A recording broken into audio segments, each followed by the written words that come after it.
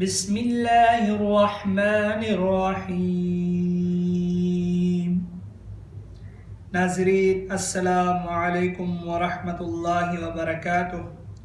آج ہم انشاءاللہ تمام گناہوں سے معافی کے لیے ایک بہت ہی پیاری دعا سیکھیں گے۔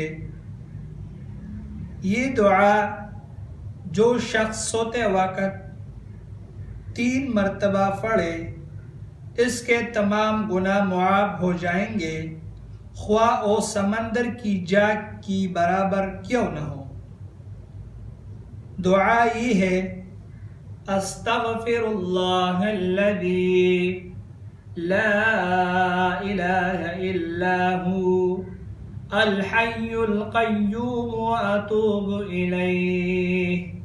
استغفر اللہ الذی لا الہ الا ہو الحی القیوم واتوب الیہ۔